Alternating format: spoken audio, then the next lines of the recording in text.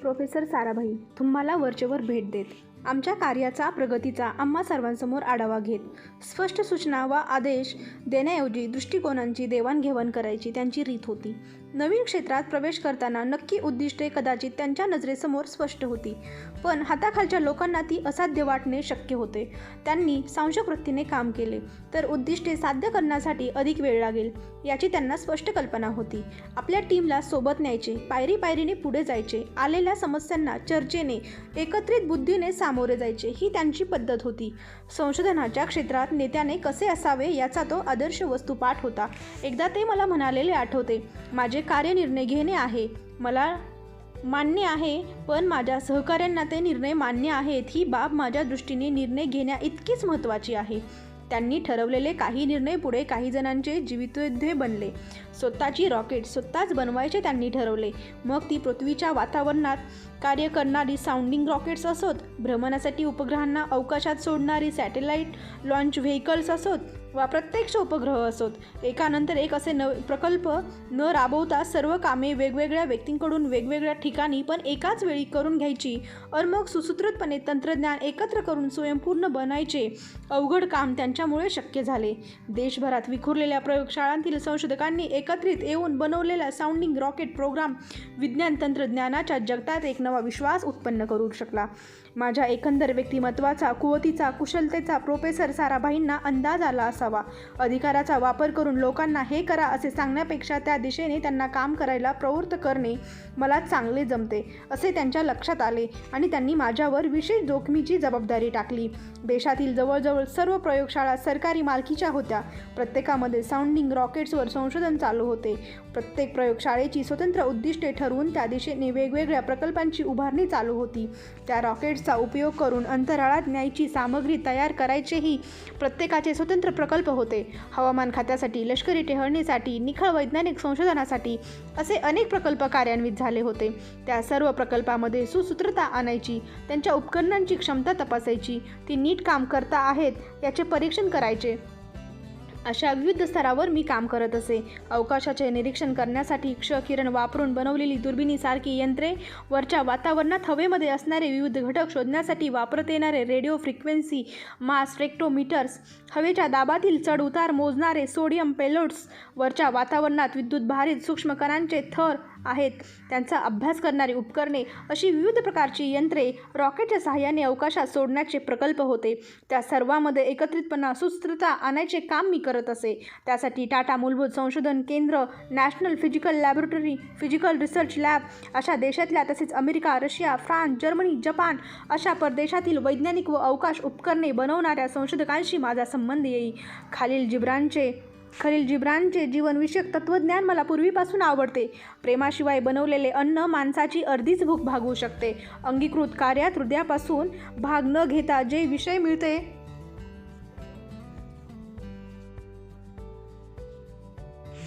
भाग न घेता जे यश मिळते त्यामध्ये कडवटपणाची झाक असते. तुम्ही जर लेखक आहात आणि मनापासून हृदयाच्या तळापासून तुम्ही वकील वा डॉक्टर बनायचे आहे तर तुम्ही लिहिलेल्या शब्दांनी वाचकांची खरीखुरी भूक भागवू शकणार नाही. तुम्हाला मनापासून व्यावसायिक बनायचे आहे पण तुम्हाला शिक्षकी पेशा करावा लागला तर तुम्ही विद्यार्थ्यांची ज्ञानाची भूक पूर्ण भागवू शकणार नाही. विज्ञानाची नावड असणारा कधी संशोधक होऊ शकणार नाही. वैयक्तिक अपयश, दुःख सोबत घेऊन केलेले काम परिपूर्ण असू शकत नाही. चौकोनी भोकात गोल खिळा ठोकल्यासारखे ते अपूर्ण राहील. हे खरे असले तरी कामातील गुंतवणूक मर्यादेबाहेर असू नये, त्याने समस्या उभ्या राहू शकतात. प्रोफेसर ओढा व प्रोफेसर सुधारक ही याची 2 उदाहरणे माझ्या अनुभवाला आली. अशी माणसे आपल्या कामात इतकी समरस होतात की कामाच्या रूपाने आपल्या मनातले स्वप्नच ते जोपासतात. अशा अतिभावनाशील व्यक्तींना जर यश आले नाही तर दुःखांचा कडेलोट होतो आणि ते कधीकधी नियंत्रणापलीकडे जाऊ शकतात. प्रोफेसर ओढा हे institute of space and aeronautical sciences या जपानमधील प्रसिद्ध संस्थेत काम करत होते. सुरेख धिप्पाड व्यक्तिमत्वाच्या प्रोफेसर ओढांच्या डोळ्यातून त्यांच्या बुद्धीची चमक समोरच्याच्या लगेच लक्षात येई. कामाला वाहून घेणे म्हणजे काय याचे ते मूर्तिमंत उदाहरण होते. अंतराळात क्ष-किरण यंत्रे पाठवून तपशील मिळवायच्या पेलोड प्रकल्पावर ते काम करत होते. त्यांच्या आणि प्रोफेसर युआर राव यांनी बनवलेल्या समकक्ष पेलोड रोहिणी रॉकेटच्या साहाय्याने अंतराळात न्यायाच्या कामावर मी व माझे सहकारी देखरेख ठेवत होतो. रोहिणी रॉकेटच्या समोरच्या त्रिकोणी नाकासारख्या भागात ती उपकरणे ठेवली जात. 150 किलोमीटर उंचीवर मुद्दाम घडवलेल्या एका लहानशा स्फोटाने तो त्रिकोणी भाग वेगळा होई. एक नियंत्रित घड्याळ म्हणजे टायमर वापरून योग्य त्यावेळी विशिष्ट स्थानी विशिष्ट वेग असताना स्फोट घडवला जाई. मग क्ष-किरण यंत्रे वेगवेगळ्या ताऱ्यांकडून येणाऱ्या ऊर्जा लहरींचे चित्रण करत असत. प्रोफेसर ओडा आणि प्रोफेसर राव म्हणजे बुद्धिमत्ता आणि कार्यासंबंधी समर्पित वृत्ती यांचे एक बेजोड उदाहरण होते. एक दिवस प्रोफेसर ओडा यांचे पिलोड आणि माझा टायमर वापरून मी त्यांचे सुसूत्रीकरण करत होतो. तेव्हा त्यांनी हस्तक्षेप करून जपानी टायमर वापरायची सूचना केली. मला तो फारसा विश्वसनीय वाटला नाही, पण त्यांनी तोच वापरायचा आग्रह धरला आणि मग मी मान तुकवली. रोहिणी रॉकेटने पेलोडसह अंतराळात उड्डाण केले. ठराविक उंचीवर पोहोचल्याचा संदेश आला, पण टायमरच्या बिघाडामुळे ऐनवेळी पेलोड स्फोट होऊन वेगळे होऊ शकले नाही. मिशन फेल्ड असा संदेश आला आणि प्रोफेसर ओडांना चक्क रडू कोसळले. त्यांच्या कामातली त्यांची भावनिक गुंतवणूक पाहून मी चाट पडलो. प्रोफेसर सुधारक हे माझ्या पेलोड तयार करायच्या प्रयोगशाळेतील सहकारी होते. एका उड्डाणासाठी आम्ही सोडियम आणि थमाईटचे मिश्रण सावकाश योग्य त्या जागी भरत होतो. हे मिश्रण ज्वालाग्राही असल्याने पायरीने भरावे लागे. थुंबाला नेहमीप्रमाणे उष्मा होता. हवेतील आर्द्रताही वाढली होती. 6 वेळा ते मिश्रण योग्य दाबाने भरून झाले. पुढच्या वेळी आम्ही दोघे आत गेलो आणि सुधाकर यांच्या कपाळावरचा घामाचा एक थेंब त्या सोडियम थमाईटच्या स्फोटक मिश्रणावर पडला. काय होते हे कळायच्या आत मोठा स्फोट झाला आणि क्षणार्धात खोलीने पेट घेतला. मी दिडमूड होऊन क्षणभर तसाच उभा होतो. आग पसरत होती. पाण्याने सोडियमची आग अधिकच भडकते हे ठाऊक होते. त्या ज्वालांनी वेढलेल्या अवस्थेत प्रोफेसर सुधाकरांच्या मनाचा तोल ढळला नाही. दोन्ही मुठींनी प्रहार करत त्यांनी खिडकीची काच फोडली आणि प्रथम मला खिडकीबाहेर चक्क फेकून दिले. मगच स्वतः उडी मारली. त्यांचे रक्ताळलेले हात मी कृतज्ञतेने हातात घेतले. तेव्हा वेदनेतही ते हसत होते. त्यानंतर कापलेल्या भाजलेल्या जखमावर कित्येक आठवडे उपचार घेत त्यांना हॉस्पिटलमध्ये राहावे लागले. थुंबाय इक्वेटोरियल रॉकेट लॉन्च स्टेशन म्हणजे टर्लोस या संस्थेत मी रॉकेट तयार करायच्या, पेलोड एकत्रीकरणाच्या, झालेली उपकरणे तपासायच्या आणि अनेक उपयुक्त सहाय्यक उपकरणांच्या कामात व्यस्त होतो. त्यातील एक महत्त्वाचा भाग म्हणजे शंकूच्या आकाराचा नोजकोन ज्यामध्ये पेलोड बसवलेले असते. तो बनवण्यासाठी वेगवेगळ्या धातू अशा वस्तूंचे मिश्रण करून पाहिले जाते आणि योग्य ते निवडून वापरले जाते. प्रचंड वेगामुळे हवेशी घर्षण होऊन तापमान वाढते. अशा उच्च तापमानाला नीटपणे काम करण्यासाठी विशेष गुणवत्ता असलेले पदार्थ लागतात. ते अनेक पदार्थांच्या मिश्रणाने बनतात. अशा मिश्रणाच्या शास्त्राकडे माझे लक्ष वेधले गेले. मी त्यांचा अभ्यास करू लागलो आणि काही महत्त्वाच्या गोष्टी माझ्या निदर्शनास आल्या. पुराणवस्तू संशोधनात असे आढळलेले आहे की वेगवेगळ्या ठिकाणचे आपले पूर्वज जे धनुष्यबाण वापरत त्या बाणांची टोके बनवण्यासाठी ते अनेक पदार्थांचे मिश्रण करून पाहत. लाकूड, जनावरांची शिंगे, चिवट, शक्तिशाली धागे असा कच्चा माल त्यासाठी वापरला जाई. युरोपमध्ये त्यांचा अभ्यास आणि वापर होण्याआधी सुमारे 500 वर्षे तरी आपल्या पूर्वजांनी हे शास्त्र विकसित केले होते. अनेक प्रकारची मिश्रणे वापरून नव्या गुणधर्माच्या बाणांची टोके ते बनवू शकत असत. उष्णता, वीजरोध, रसायने, बांधणी आणि तांत्रिक अशा सर्व बाबींचा विचार करून ही मिश्रणे बनवली जात.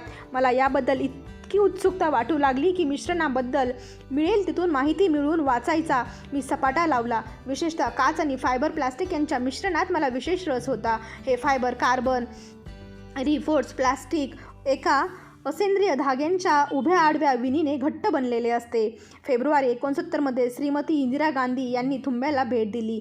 टर्लस ही संस्था आंतरराष्ट्रीय अवकाश विज्ञान संस्थेशी संलग्न करायचा विशेष कार्यक्रम होता. त्यावेळी श्रीमती गांधी यांच्या हस्ते देशातील पहिल्या फिलामेंट विणणाऱ्या यंत्राचे उद्घाटन झाले. मी व माझे सहकारी Shri C.R. Satya, Shri P.N. Subramanya, Shri M.N. Satyanarayan अतिशय आनंदित झालो. हे तंत्र वापरून खूप शक्तिमान धाग्यांनी बनलेले काचेचा थर दिलेले कापड आम्ही बनवू शकलो. त्यामुळे चुंबकीय लहरींना दाद न देणारी, पेलोड ठेवता येण्यासाठी वापरता येणारी उपकरणे आम्ही बनवू शकलो. साऊंडिंग रॉकेट्समध्ये त्यांचा यशस्वी वापर करण्यात आला.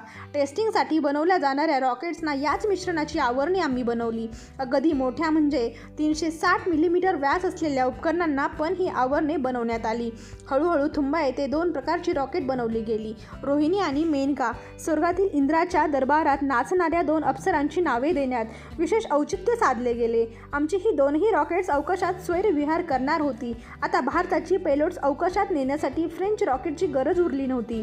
प्रोफेसर विक्रम साराभाई यांनी इन्कोस्पारच्या वैज्ञानिकावर दाखवलेल्या विश्वासाला अशी मधुर फळे आली. तिथल्या प्रत्येकाच्या ज्ञानाचा, कौशल्याचा उपयोग त्यांनी सुरेखरित्या करून घेतला होता. प्रत्येकाला हे प्रकल्प आपलेच आहेत अशी भावना उत्पन्न करण्यात ते यशस्वी झाले होते. तसेच प्रोफेसर साराभाई व्यवहारी होते. आपली निराशा ते कधी लपून ठेवत नसत. सहकाऱ्यांशी चर्चा करताना ते प्रामाणिक असत.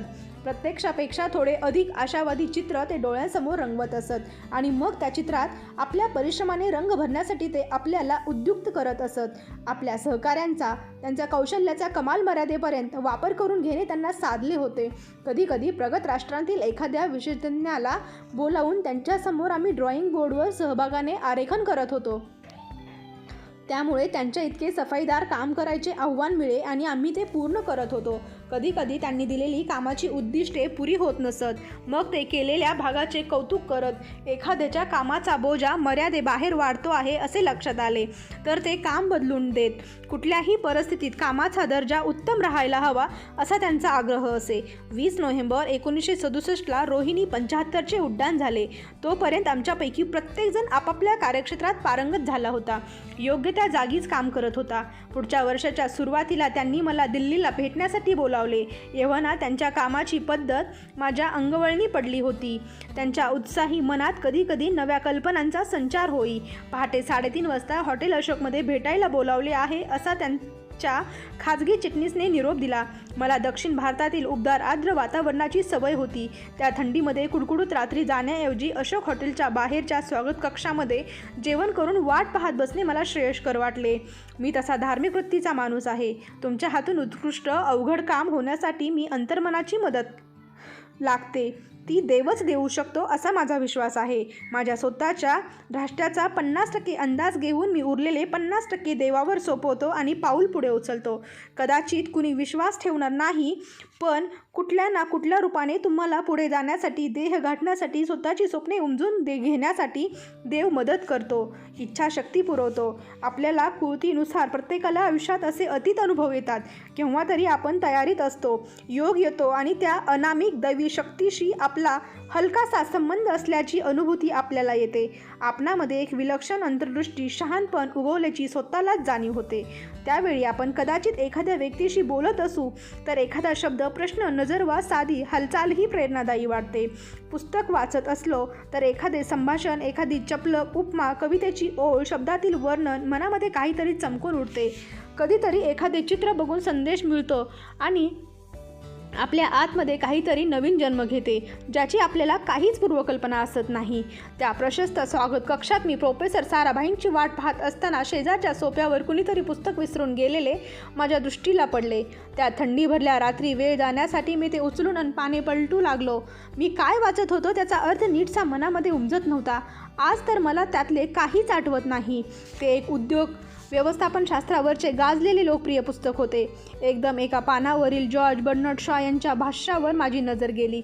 नक्की शब्द लक्षात नाहीत, पण मथितार्थ आठवतो. सर्व शहाणी सुरती माणसे जगरहाटीशी जुळवून घेतात. काही चाकोरी बाहेरची व्यक्तिमत्वे जगरहाटीलाच आपल्याशी जुळवून घ्यायला भाग पडतात. जगामध्ये जी प्रगती झालेली आहे ती अशा चाकोरी बाहेरच्या माणसांकडून, त्यांच्या सदैव नाविन्याच्या शोधत असलेल्या वृत्तीकडून झालेली आहे. तिथून पुढे मी वाचू लागलो. उद्योग, व्यवसाय, व्यवस्थापन यातील काही समजुती, गैरसमजुतीबद्दल विस्ताराने चर्चा होती. व्यवस्थित नियोजन आणि शिस्तबद्ध अंमलबजावणी केलेल्या कुठल्याही योजनेमध्ये अनपेक्षित संकटे येण्याची संभाव्यता न्यूनतम असते. पण लेखकाला थोडे वेगळ्या तऱ्हेने वेगळे सांगायचे होते. प्रकल्पाच्या सर्वाधिकाऱ्याने प्रकल्प राबवताना थोडी अनिश्चितता आणि धूसरपणा ठेवावा. अशा वेळी चटकन घेतलेल्या योग्य निर्णयावर आर्थिक यश अवलंबून असते. थोडी कॅल्क्युलेटेड रिस्क कधीकधी प्रचंड यश मिळवून देते, जे नियोजनबद्ध प्रकल्प देऊ शकेलच असे नाही. जनरल जॉर्ज पॅटन यांचे प्रसिद्ध बोल पुढे लिहिलेले होते. ताबडतोब धक्क्याने अंमलात आलेली चांगली योजना ही सुनियोजित पण पुढील आठवड्यात अंमलात आणायच्या उत्तम योजनेपेक्षा उजवी असते. खूप मोठ्या यशासाठी परिणामकारक उपयोजन करणे जरुरी आहे, कारण कालांतराने त्याचे फायदे तोटे आपल्याला दिसतात आणि कधीकधी परिस्थिती हाताबाहेर जाऊ शकते. उत्तम प्रकल्प अधिकारी अशा परिस्थितीतील फरक जाणून उपाय योजतो. रात्रीचा 1 वाजला होता. आणखी 2 तासांनी होणाऱ्या मुलाखतीसाठी वाट पाहणे फारसे सुखावह नव्हते. पण प्रोफेसर साराभाई काहीतरी चाकोरी बाहेरच्या विचारात घेण्याबद्दल प्रसिद्ध होते. देशातील अंतराळ संशोधन अगदी कमी मनुष्यबळावर त्यांच्याकडून अधिकतम काम करून घेऊन ते यशस्वीरित्या चालवत होते. एकाएकी माझ्या लक्षात आले की समोरच्या सोप्यावर आणखी एक माणूस येऊन बसलेला आहे. उंचनीच, बुद्धिमान चेहरा, सुसंस्कृत रीतिरिवाजाचा असा तो मनुष्य माझ्याबरोबर विरुद्ध व्यक्तिमत्वाचा वाटत होता. मी कपड्या लत्त्याच्या बाबतीत फारच गलतान होतो. तो मात्र अगदी टिपटॉप पोशाखात आणि त्या अडनिड्या वेळीही ताजातवाना वाटत होता. त्याच्या व्यक्तिमत्वात काहीतरी अकल्पनीय आकर्षण होते. माझे पुस्तकावरचे लक्ष उडाले तेवढ्यात डॉक्टर साराभाईंनी आत बोलावल्याची सूचना दिली गेली. मी जिथून घेतले होते तिथे पुस्तक परत ठेवले. समोरच्या माणसालाही आत बोलवण्यात आले होते. कोण आहेत हे? माझ्या मनात उमटलेला प्रश्न आत गेल्यावर लगेच सुटला. प्रोफेसर साराभाईंनी आमची एकमेकांशी ओळख करून दिली. ते हवाई दलातील एक प्रमुख अधिकारी ग्रुप कॅप्टन V.S. नारायण होते. प्रोफेसर साराभाईंनी कॉफी मागवली आणि आपल्या मनातली योजना बोलून दाखवली. त्यांना रॉकेट असिस्टेड टेक ऑफ सिस्टीमचा विकास करायचा होता. युद्ध विमानांना लांब धावपट्ट्यांची गरज असते. त्यामुळे दुर्गम डोंगराळ जागी त्यांना चढणे उतरणे सोयीचे होत नाही. टेक ऑफ घेताना विशिष्ट वेग गाठावा लागतो. तो मिळवण्यासाठी रॉकेटच्या साहाय्याने वेग मर्यादा चटकन गाठायची म्हणजे कमी लांबीच्या धावपट्ट्या चालू शकतील आणि युद्धकाळात प्रत्यक्ष सीमेवर विमाने वापरणे सोयीचे ठर, अशी राटोची संकल्पना आहे. कॉफी संपली तसे दिल्लीहून जवळ असलेल्या तिलपत रेंज या डोंगराळ भागात त्यांनी सोबत चलण्याची सूचना केली. आम्ही त्यांच्या सूटमधून बाहेर आलो. जाताना मी सहज नजर टाकली तर सोप्यावर ते पुस्तक नव्हते. तासाभरात गाडीने आम्ही तिलपत रेंजजवळ पोहोचलो. तिथे त्यांनी आम्हाला रशियन बनावटीचे राटो इंजिन दाखवले आणि त्यांनी विचारले, यासाठी वापरल्या जाणाऱ्या रशियन मोटारी मी तुम्हाला पुरवल्या तर 18 महिन्यात तुम्ही राटो यंत्रणा बनवू शकाल का? हो, आम्ही दोघे जवळजवळ एकदमच उत्तरलो. त्यांच्या चेहऱ्यावर उत्तर ऐकून छान हसू पसरले. ते पाहून मला मगाशी वाचलेली वाक्य आठवली. तो तुम्हाला योग्य मार्गावर जाण्यासाठी प्रकाश दाखवेल. आम्हाला हॉटेल अशोकवर सोडून प्रोफेसर साराभाई नाश्त्यासाठी पंडित नेहरूंकडे गेले. संध्याकाळी बातमी प्रस्तुत करण्यात आली की भारताने लहान धावपट्टीवर विमाने उडवायचे तंत्रज्ञान विकसित करायचा प्रकल्प हाती घेतला असून APJ अब्दुल कलाम त्याचे प्रमुख आहेत. आनंद, धन्यता, कृतज्ञता वगैरे संमिश्र भावनांनी माझे मन दाटून आले. 19व्या शतकातल्या कुण्या अनामी कवीच्या ओळी माझ्या मनामध्ये उभरून आल्या. येणाऱ्या सर्व दिवसांसाठी तयारीत राहा. त्यांना सारखेच सामोरे जा. जेव्हा ऐरण होशील तेव्हा घाव सोस आणि हातोडा होशील तेव्हा घाव घाल. राटो मोटर्स या विमानांना प्रतिकूल परिस्थितीत उड्डाण करणे शक्य करतात. कधी बॉम्ब हल्ल्यात अर्धीमुर्दी धावपट्टी उद्ध्वस्त होते तर कधी खूप उंचावर असते. कधी क्षमतेपेक्षा अधिक वजन वाहायची वेळ येते तर कधी भोवतालचे तापमान योग्य नसते. विमानाला अपेक्षित वेग देणे शक्य होत नाही. हवाई दलाच्या S-22 आणि HF-24 विमानांना राटो मोटरची अत्यंत गरज होती. तिलपतला आम्ही पाहिलेल्या मोटरची क्षमता एकूण जोर 3000 किलोग्रॅम उत्पन्न करता येईल एवढी होती. एकूण इम्पल्स किंवा जोर गुणिले वेळ हा गुणक 24,500 किलोग्रॅम सेकंद इतका होता. तिचे वजन 220 किलो होते आणि दुहेरी तळावर स्टीलच्या आवरणात पुढे ढकलणारी यंत्रणा बंदिस्त केलेली होती. पुढील सर्व विकसन space science and technology centre येथे करायचे होते आणि ते defence research and development organisation, Hindustan aeronautics limited, DTD&P आणि एअर हेडक्वार्टर्स अशा 4 संस्थांच्या सहकार्याने अंमलात आणायचे होते. वजन कमी करण्यासाठी मी प्रथम स्टीलऐवजी फायबर ग्लासचे आवरण वापरायचे ठरवले. प्रॉम्प्लेंट म्हणजे उड्डाण यंत्रणा अधिक क्षमतेची आणि अधिक वेळ जोर देऊ शकणारी वापरायचे निश्चित केले. काही सुरक्षा यंत्रेही नव्याने वापरायची ठरवली. निर्माण होणारा दाब जास्त होता तर सुरक्षा यंत्रेही वेगळी लागणार होती. आम्ही राटोवर काम सुरू केले. त्याचवेळी 2 महत्त्वाच्या घटना घडल्या. प्रोफेसर साराभाईंनी आगामी 10 वर्षात भारताच्या अवकाश संशोधनाची दिशा दर्शवणारा अहवाल प्रसिद्ध केला. त्यामध्ये फक्त योजनाच नव्हत्या तर अनेक सुधारणांना वाव ठेवणारी चर्चेअंती मसुदा नक्की करायलाही मुभा होती. खरे म्हणजे त्यातील उद्दिष्टे कुणालाही रोमांचक वाटली असती. अशा एका अवकाश संशोधनावर मनोमन प्रेम करणाऱ्या स्वप्नाळू माणसाने तो अहवाल बनवला आहे असे मला आढळून आले. इन्कोस्पारच्या सुरुवातीला ज्या कल्पना सुचवल्या गेल्या होत्या त्यातील बऱ्याच या अहवालात अंतर्भूत करण्यात आल्या होत्या. त्यामध्ये दूरदर्शन आणि शिक्षणासाठी उपग्रह वापरायची योजना होती. हवामान खात्यासाठी वातावरण बदलाचा वेध घेण्यासाठी योजना होती. पृथ्वीवरील दुर्गम भागातील नैसर्गिक साधनसंपत्तीचा आकाशातून वेध घेणारी उपग्रह योजना होती. हे सर्व उपग्रह अवकाशात पाठवण्यासाठी जी रॉकेट्स लागणार होती त्यांचाही विकास करायचा प्रकल्प त्यामध्ये होता. परकीय देशांची या क्षेत्रात घेतली जाणारी मदत टप्प्याटप्प्याने कमी करत देश या बाबतीत स्वयंपूर्ण बनवण्यावर अधिक भर दिला गेला होता. कमी वजनाचे, तुलनेने पृथ्वीच्या जवळ उपग्रह फिरते ठेवणे, प्रयोगशाळेत प्रथम प्रतिकृती बनवून मग प्रत्यक्ष उपग्रह बनवणे, पृथ्वीपासून अधिक दूर जाण्यासाठी लागणाऱ्या यानांच्या विशेष मोटर्स बनवणे, सर्व सब सिस्टीम म्हणजे अनुवांशिक यंत्रे बनवणे, सौर ऊर्जेचा वापर करण्यासाठी खास पृष्ठभाग बनवणे, अशा अनेक उपक्रमांचा त्यात अंतर्भाव केला होता. तंत्रज्ञानातील नवीनतम संकल्पना वापरून अंतराळात वापरले जाणारे दिशादर्शक संदेश वहन यंत्रे, हलके पण मजबूत पॉलिमर्स, भाग जोडण्यासाठी लागणारे विशिष्ट रसायने, अशा अनेक बारीक बाबी होत्या. त्यासाठी फार मोठी एकूण यंत्रणा उभी करावी लागणार होती. दुसरी महत्त्वाची घटना म्हणजे संरक्षण खात्याने क्षेपणास्त्रे बनवायची चाचपणी करण्यासाठी एक समिती स्थापन केली. त्यामध्ये माझा आणि ग्रुप कॅप्टन नारायण दोघांच्या नावाचा समावेश होता. आपण स्वतंत्रपणे क्षेपणास्त्र बनवायची कल्पना फारच उत्तेजित करणारी होती. वेगवेगळ्या पुढारलेल्या देशांच्या क्षेपणास्त्रे बनवायच्या कार्यक्रमाचे मी तासचे तास खर्चून कसून वाचन मनन करू लागलो. क्षेपणास्त्रांचे 2 प्रकार आहेत. स्ट्रॅटेजिक म्हणजे जी क्षेपणास्त्रे काही हजार किलोमीटर अंतर काढतात आणि शत्रूच्या अंतर्भागात पोहोचतात. सीमेपासून बरेच आत असलेले मोठे प्रकल्प, मोठी शहरे अशा क्षेपणास्त्रांची लक्ष्ये असतात. दुसरी टॅक्टिकल जी प्रत्यक्ष युद्धभूमीवर काही अंतरावर असलेल्या शत्रूच्या युद्धसामग्रीला छावण्यांना लक्ष ठरवतात. मग ते युद्ध हवेत, समुद्रात वा जमिनीवर चालू असेल, ती प्रत्यक्ष युद्धावर चटकन परिणाम करतात. अर्थात आता क्षेपणास्त्रांच्या क्षेत्रात प्रचंड वेगाने प्रगती झाली आहे पण हा भेद तसा स्पष्ट उरलेला नाही. अमेरिकनने बनवलेली टॉमहॉक क्षेपणास्त्रे दोन्ही प्रकारची लक्ष्य साध्य करू शकतात, पण त्यावेळी दोन्ही प्रकारच्या क्षेपणास्त्रांचे तंत्रज्ञान वेगळे होते. ग्रुप कॅप्टन नारायण यांचा उत्साह तुलनीय होता. रशियाने अतिशय शक्तिशाली क्षेपणास्त्रे बनवायचे प्रकल्प बनवले होते. ते त्यांना पसंत पडले होते.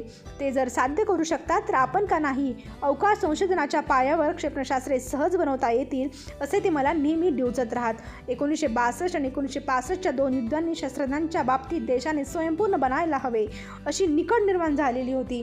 रशियाने जमिनीवरून आकाशात वेध घेणारी अनेक क्षेपणास्त्रे आपल्या मोक्याच्या जागा संरक्षित करण्यासाठी दिलेली होती.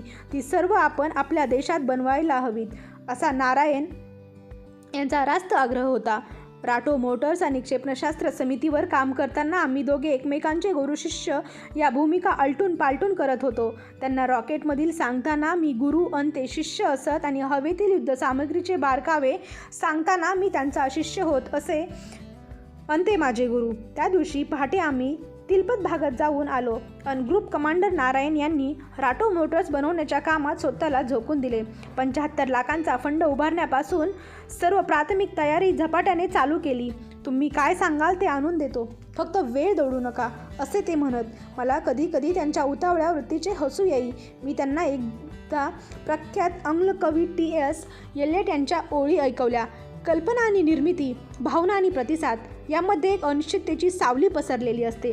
त्यावेळी संरक्षण खात्याच्या संशोधन आणि विकास खात्यात अनेक साधने आयात केली जात. जवळजवळ काहीच कच्चा माल देशांतर्गत उपलब्ध होत नसे. आम्हाला हवे असणाऱ्या साधनांची भली मोठी यादी आम्ही तयार केली. मला त्याचा मनापासून खेद वाटत होता. सगळ्याच्या सगळ्या वस्तू आयात करायला लागाव्यात. देशामध्ये इतके बुद्धिमान लोक आहेत, तंत्रज्ञ आहे, नैसर्गिक साधनसंपत्ती आहे.